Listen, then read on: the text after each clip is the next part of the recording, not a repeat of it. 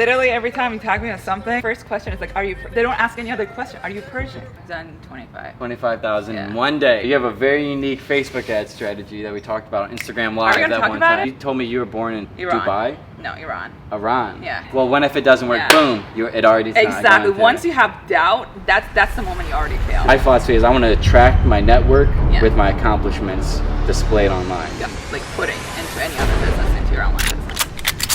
Oh shit.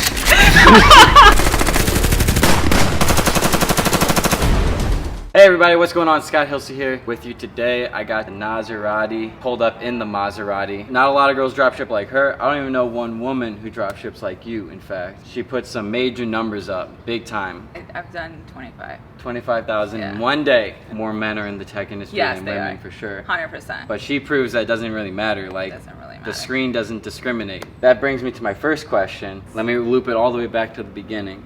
How did you start dropshipping? Well, I was working sales job. I was a sales manager at a gym. What happened, I was working like 12 hours a day, and I was actually looking to start a gym. And then I was trying to learn Facebook ads to advertise for like a gym and fitness stuff. Then I was like, someone is like selling products online on YouTube. I'm like, this is interesting. Let me just learn. I was just like, I kind of want to try this. So like, I was just like trying it out. Like, you know, when you started like, I don't know if it's real. I don't know if it's like, I don't know.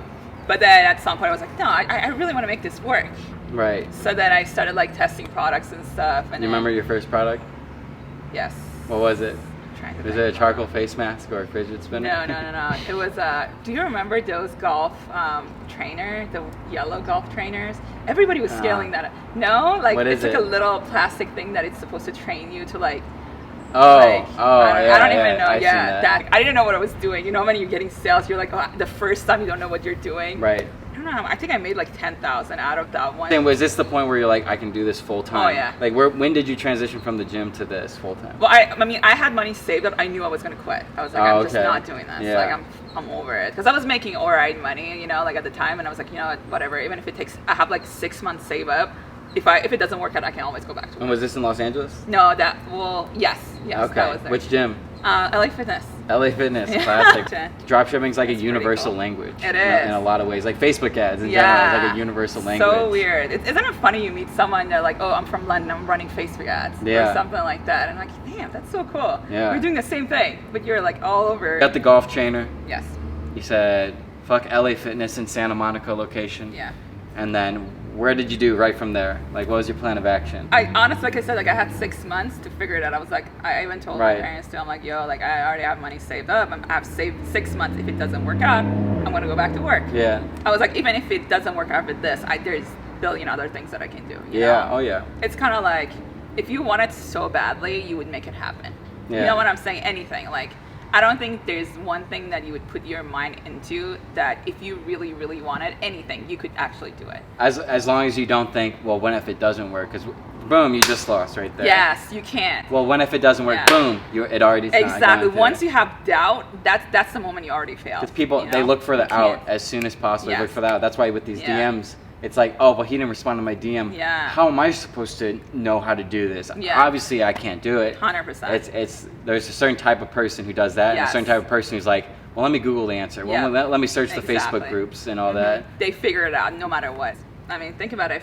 If it was for everybody would be doing it. But then. Yeah, and that's why a lot of people think it's a scam. Well, wouldn't everyone be doing it? Yeah, I mean, does everybody have ice cream shops? There's so many great ice cream shops that are very successful making all the money. So it's just because it's online doesn't make it easier. It's just more convenient, I would call it. You know, like, but you still have to put the exact same work that you're doing, like putting into any other business, into your online business. Oh shit! You have a very unique Facebook ad strategy that we talked about on Instagram Live that one time. Are we gonna talk about it? Yeah, we're talking we're gonna talk about it. Okay, surfing.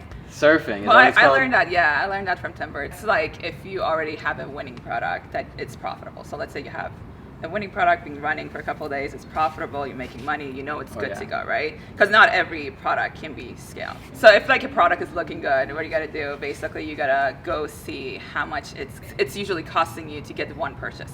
And then you kind of aim for 30. So let's say if you're getting $10 cost per purchase, you do $300 ad sets, and then you wait till in the morning. So basically, so you multiply by 30? Yeah, by 30. Okay. So yeah, basically that's going to be your budget for each ad set for the day. Right. And then by like 8 a.m. usually, and by that time you kind of can tell if that ad set is scalable or not. Right.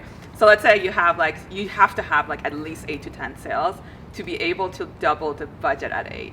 Because if you don't have that, you're gonna waste a lot of money. So it's like very tricky. You have to watch your Facebook ads a lot. So let's say like it's 8 a.m. and you have 10 sales, right? So you double that. So let's say it's 300, you do 600, and then usually the ROAS stay till like 12, and then at 12 you double that again. So like let's say 600, now you do 1200. Wait, do you duplicate or do you double? No, you just touch on the ad budget set. on the ad set. Wow, okay. And it's funny because most people are like, oh, don't touch that, don't touch that. Like, why? Like, because I don't think most people tried. Everybody listening to someone else, right? Right. Okay, that person said that. That person said that. That person said that. But after all, you have to test everything. Yeah. When I started, like, I always just tweaked the budget every single time. I didn't really duplicate. But now I'm duplicating. Yeah. I don't really touch the budget too much. So that's interesting. And she learned this from Tim Bird, one of the best Facebook marketers in the planet, actually. You looked him up? Yeah, no, he's in our mastermind. Gotcha. He comes in every once in a while. Oh, cool. Yeah. Nice. Classic Tim. You told me you were born in Iran. Dubai? No, Iran. Iran? Yeah. That's Something that they said Iran. I mean, I Dubai. was in Dubai for a little bit.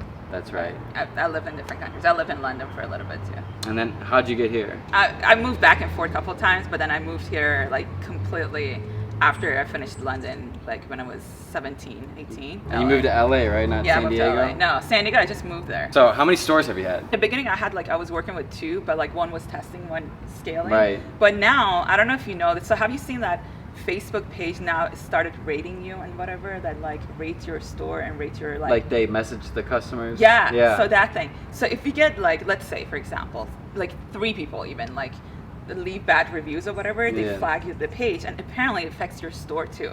So like they send you bad traffic. I tested this. Okay, so are you saying the actual reviews, or are you saying like when someone orders it, they answer the survey a week later? No, so like, you know, a couple weeks, I don't know, it's like a week, it's like a week later or 2 weeks later, and then you see like people are like, so even if you have a couple people like complaining, no matter what, that page is done. Like you have to close that page, start a new page. That's not good, because CPM is higher, your cost per click is like extremely expensive. Like it's gonna be over $1, $1.50 or whatever. And then I recently, but then I started a new ad account, and I started like with the same store, the CPM was still high. I didn't suspect that it's the store, but I ended up opening a new one, and I realized the CPM and everything went down. So I don't know if you actually get panel everything. So I'm guessing they penalize your store too. Yeah. So like basically I keep like switching. You know, I'm always working on one store, but I switch to the other one when I feel like that one is penalized. So they penalize the actual link? I'm guessing, because I can't give actual proof. It's just all about testing, right? So I started a new one, and I'm like, okay, no, the CPM is way like lower, and then the cost per click is way cheaper. There's something here, but I don't know what it is. Every time I start a dropshipping store, first thing I do is turn off the reviews for the actual reviews. Oh yeah, in the settings, you just go to the settings. I did not know page moderation. You use AliExpress still? No. What do you use? I have a supplier. You have a straight supplier? What's your shipping time like? 7 to 10 days. Okay, yeah. And that's what I was saying on my YouTube channel. It's like AliExpress is going out the window within the next year. Yeah, because you get holds on your PayPal, I'm guessing, like all that too with the shipping, right? Mine's currently held and stuff.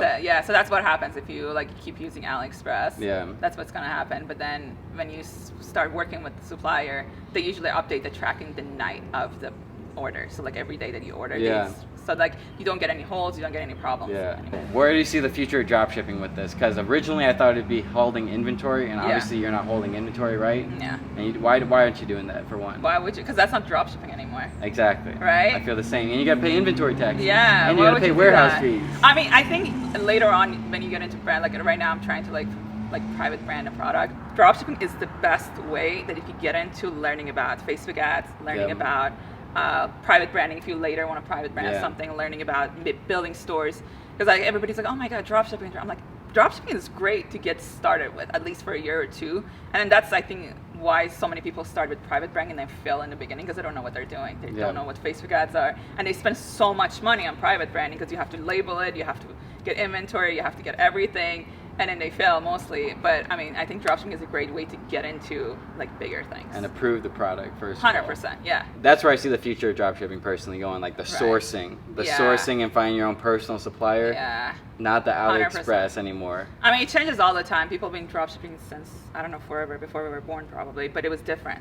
So dropshipping, it was eBay, right? Yeah. It was eBay, there was Amazon, like, it was just, the platform just keeps changing, but the actual business model is not going to change. Does that make sense? Yeah, and everyone's always like, oh, I feel like dropshipping's too saturated now. No. Here's the thing, I felt like dropshipping was too saturated in 2016 when I started. It's not a thing of saturation. It's more about finding the products that aren't saturated and doing saturated products in a unique way. Yeah, like I think dropshipping is just saturated with bad marketers and like, you know, which is fine. They can't make money, so they leave and they say dropshipping is saturated. Yeah. People that know what they're doing, they never say it's saturated. Yeah, I 100% agree. You say you have a testing store and a scaling store. What's the difference between the two? This is again something that I tested. I don't have any evidence for it, but I think your pixel gets used to spending a certain amount of money. Yeah. And like, so let's say within your test, you're spending like $5, $10 ad set or $15 ad set, right? So it's small budgets. Right. And like, I heard like that you have different tiers of traffic, right? You have bad traffic, good traffic. The best traffic is like when you spend a lot of money on your ad sets, big right? Facts. Big, yeah, exactly. So like that, when you do that, so like when you test, it's so much harder to scale if you've been testing with $10 to $15 and you want to go bigger budget. Right. It gets so much harder because it just flops. It just doesn't work. But like what I do, I just take the product and put it on a scaling one and I just go big budget. Oh. Does that make sense? That makes 100% sense. Yeah. So that's just, I don't know if it's a fact or not, but every time I try it, it just fails. So I'm just going to assume that it's a thing. Someone on Jared's team told me about how like when you're doing ad sets, what they used to do is like scale it to $10.23, scale it to $50.74, and they said it always gave them a better CPM, cost of purchase, because it puts them in a different like category a little bit when all these people are doing $10, $10, and then you come in $10.24. Yeah. It like kind of separates you. So that's like a little tip to test. It's all about testing. When you agree, it's always about testing, and then it changes all the time through Facebook. Yeah. What I've seen from most successful people, you don't listen to one person, you listen to a ton of people, and then selectively pick into your own unique strategy. Yes. And then boom, you got your own unique strategy. That's just how it works. Exactly. You got to just see what works for you. All right. So what's your plan of action when you get an ad account shut down? Like how do you make the most of that situation? First, I message them to review it. Just I take my chances. Does it ever work? It worked once. Wow. And then that ear thing that I told you, I actually told everyone that was my winning product. Remember I told you the ear camera or whatever? Oh, the ear camera? It's just gonna get shut down. Whoever tests this, it's gonna get shut down. Yeah. What happened? They put it back on, and then what happens? One by one got deactivated. Like, and they were like, okay, we're gonna kill this ad, but it took like a week to actually kill. Each you know what I'm saying? Yeah. So I still made some money for like a whole other week, and then but then after that, I'm just gonna try to test it with another ad account. Different ad copy, different things, just to see what is their thing that they don't like me to have in there. So you said you started. I think you started your YouTube channel like 2 months ago. What was the inspiration for that? I was. You know what's funny? I always wanted to do YouTube like from long ass time ago. Same, yeah. Yeah, I think you showed me your. Oh yeah, I did. Yeah, the old channel, 11 years old. Yeah, you did. Yeah, and then I just never did, and I was like, you know what, whatever. I'm just gonna start a YouTube. Yeah, this is the weirdest message you've ever gotten from someone online. Online about dropshipping, or just about anything. like I guess to keep it relative, since you started dropshipping. I think it's like also one of my pet peeves. Like people ask like a dropshipping question, but then right after, oh, by the way, like you look really hot in your picture, or like look like I'm not gonna answer this. Like you're not taking this conversation seriously right now. Yeah. But yeah, like it's not like weird. It's like kind of like that, you know what just I'm saying? All the time. I guess like a lot of doubt from the girl side. That's why it's awesome to bring you onto the channel to prove it doesn't really matter. It's not gender specific. Like Facebook is like, oh, this is a male launching Facebook ads. Let me boost this really quick. No, it's a lot of doubt. It's like, oh, I don't see any women doing it. Well, how come they're not doing it? Right. Because it's like whether you like it or not, tech is a men dominated thing. Yeah. I mean, I don't know why. It's just kind of like sales too. Like if you know what I'm saying. In a sales, like there's usually 1 out of 10 like female to male ratio. And I couldn't understand it because I can see Me how neither. much harder. No, I said I could understand. Oh, you could 'cause understand. It's much harder, and I'm sure you, because I watched your video on how being a female in a male-dominated world, Yeah, or it's in just the entrepreneur side. Yes. Makes sense. My philosophy is I want to attract my network Yeah. with my accomplishments displayed online, Gotcha. and that's how I met so many cool people. I know, it's crazy, isn't it? Yeah, like at this meetup at 5, who knows who's going to be. That's how I Yeah. met Mikey Cass last Oh, time, cool. and all those guys. Nice, that's awesome. Wow, that's amazing. All right, guys. Well, that's the end of this video. Again, go follow NAZERATI right here. Her channel's in the link below. She has some extremely unique perspectives and strategies on everything, like that Facebook ad strategy. I never even heard of that before, but that's an extremely hands-on strategy, and you got to do the things that most people won't in order to get the things most people don't, basically. So again, never listen to anyone who's never done whatever it is you're trying to do. You're going to end up just like them. She's probably done whatever it is you're trying to do. You should probably listen to her. Check out her channel below. Follow her on Instagram, and thank you for watching. Peace. There we go. 45 minutes. Damn.